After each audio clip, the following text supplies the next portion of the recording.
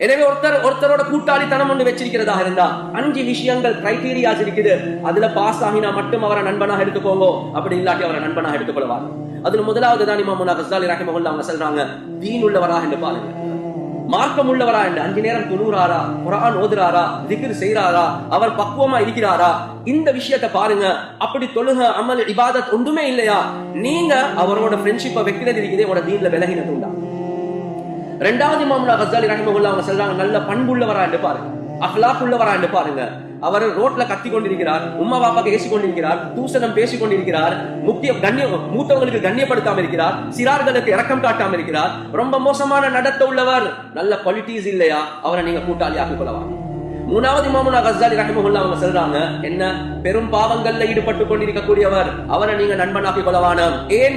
அவர் cigarette குடிச்சு கொண்டிருக்கிறார் அல்லது பொனோகிராஃபி பார்த்து கொண்டிருக்கிறாரு, நீங்களும் அவரோடு உட்கார்ந்து கொண்டிருக்கிறீங்க. அடே மச்சான் ஹராம்டா, இப்படி செய்யாத, சரி சரி நீ செய்யாத, நான் தானே செய்யறேன். இன்றைக்கு அந்த பாவத்துடைய பாரம் உங்களோட உள்ளத்துல எவ்வளவு இருக்குதோ அது நாளைக்கு அந்த அளவுக்கு இருக்காது. ஒரு வாரம் 2 வாரம் போகக்கூடிய நேரத்துல அவர் உங்களுக்கு அந்த பாவத்துக்கு வர சொன்னா நீங்களும் அந்த பாவத்துல விழுந்துடுவீங்க. ஏன்? அந்த சகவாசத்தின் காரணமாக பாவத்துடைய பாரம் எங்களுக்கு போயிடுச்சு. அதே மாதிரி 4வது சொல்றாங்க, துனியாவுடைய மோகம் உள்ளவன நீங்க கூட்டாளியாக்கி கொள்ளவானம். எப்ப பார்த்தாலும் துனியாதான். நல்ல ஒரு வாகனம் வந்திருக்குதாமே, ஜாய் மொபைல் ஒன்று வந்திருக்குதாமே, இதுதான் புதிய வெர்ஷனாமே. கண்ணியத்துக்குரிய சகோதரர்களே, நண்பர்களே, எப்பையும் துனியா துனியா துனியா பேசக்கூடியவன நீங்க நண்பனாக்கி கொண்டீங்கடா, அந்த துனியாவுடைய முஹப்பத் தான் உங்களோட உள்ளத்துல வரும். அந்த துனியாவுடைய முஹப்பத் வந்துச்சேண்டா நீங்க வேண்டிய பாவத்தை செய்வீங்க. 5வது சொல்றாங்க, ஜோக்குக்கும் பொய் சொல்றவன நீங்க நண்பனாக்கி கொள்ளவா. ஜோக்குக்கும் ஏன்னா ஹதீஸ்ல ரசூலுல்லாஹி ஸல்லல்லாஹு அலைஹி வஸல்லம் அவங்க கிட்ட கேக்குறாங்க, யா ரசூலல்லாஹ், ஒரு மூமின் கோலனாக இருப்பானா? ஓ. ஒரு மூமின் கஞ்சனாக இருப்பானா? ஓ. ஒரு மூமின் பொய் சொல்லுவானா? இல்ல. என்ன சொல்றாங்க ரசூலுல்லாஹி ஸல்லல்லாஹு அலைஹி வஸல்லம் அவங்க சொன்னாங்க, வைலுன் லிமன் யுஹதிது வ யக்திபு லியுத்ஹிக பிஹில் கௌம ஃபவைலுல் லஹு ஃபவைலுல் லஹு. யார் மக்களோட பேசக்கூடிய நேரத்துல ஜோக்குக்கு பொய் சொல்றாரோ அவருக்கு அல்லாஹ்வுடைய சாபம் உண்டாகட்டும்.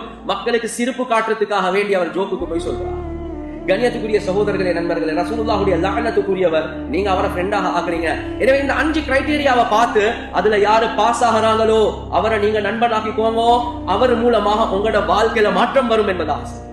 கண்ணியத்துக்குரிய சகோதரர்களே, நண்பர்களே, ரசூலுல்லாஹி ஸல்லல்லாஹு அலைஹி வஸல்லம் அவர்களுடைய காலத்திலேயும் தான் உக்பா இப்னு அபி முஈத் என்று சொல்லக்கூடிய ஒரு காஃபிர் இருந்தார். அவர் இஸ்லாத்தை தழுவி இருக்கல்ல, ரசூலுல்லாஹி ஸல்லல்லாஹு அலைஹி வஸல்லம் அவர்களை ஒரு சாப்பாட்டுக்காக வேண்டி கூப்பிடுறார். ரசூலுல்லாஹி ஸல்லல்லாஹு அலைஹி வஸல்லம் அவங்க போனாங்க, சொன்னாங்க, நீங்க இஸ்லாத்தை தழுவாத வரை நான் சாப்பிட விரும்ப மாட்டேன். அவர் கலிமாவை சொல்லிட்டு இஸ்லாத்துக்குள்ள வந்துட்டார். ரசூலுல்லாஹ் ரொம்ப சந்தோஷப்பட்டாங்க. ரசூலுல்லாஹி ஸல்லல்லாஹு அலைஹி வஸல்லம் அவங்களும் சாப்பிட்டாங்க.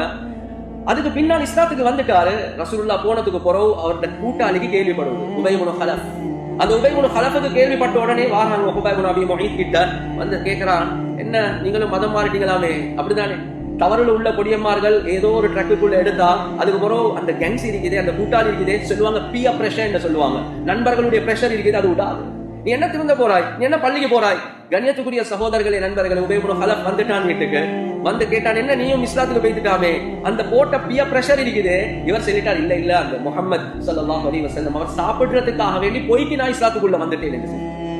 இவர் சொல்லிட்டார், இந்த பருப்பெல்லாம் எனக்கிட்ட வேவாது, நீ ஏண்ட உண்மையான கூட்டாளி என்றா அந்த முஹம்மது ஸல்லல்லாஹு அலைஹி வஸல்லம் அவருடைய முகத்துல போயிட்டு துப்பிட்டு வா என்பதாக சொல்லிட்டார். இந்த காலத்துல நடக்குதா இல்லையா? பெண்களுடைய ஃபித்னால புழுறாங்க, மனைவிக்கு தலாக் கொடுத்துட்டு வா என்று சொன்னாலும் செய்யறதுக்கு தயார். எந்த நண்பரும் அதுக்கு சரியான நசீஹத்தை செய்ய மாட்டாங்க. தக்வா உள்ள, வரா உள்ள, பேணுதல் உள்ள, அல்லாஹ்வுடைய பயம் உள்ள நண்பராக இருந்தாலே தவிர நானும் நீங்களும் அந்த ஃபித்னால கூட தான் செய்யும். அதே மாதிரி தான் ட்ரக்ஸ் உடைய ஃபித்னா வந்தா கூட்டாளிமார்கள் சொல்லுவாங்க, வாப்பட பச தூக்குடா, வாகனத்தை எடு, நீ வித்துட்டு வா, சல்லிதான் ஓடும், வேண்டிய ஹராத்தை செய்வான் நண்பர்களுக்காகவே. கண்ணியத்துக்குரிய சகோதரர்களே, நண்பர்களே, இந்த உக்பா இப்னு அபி முஈத் முசீபத் பிடிச்சவன் வந்து ரசூலுல்லாஹி ஸல்லல்லாஹு அலைஹி வஸல்லமோட முகத்துல துப்பிட்டான். இந்த நேரத்துல தான் அல்லாஹ் சுப்ஹானஹு வ தஆலா குர்ஆனுடைய ஆயத் இறக்குறான், வ யௌம யஉது ظالمு அலா யதைஹி யகூலு யா லைதனி இத்தகத்து மஅர் ரசூலி சபீலா யா வைலதா லைதனி லம் அத்தகித் ஃபுலானன் خليلا لقد أضلني عن الذكر بعد إذ جاءني وكان الشيطان للإنسان خذولا.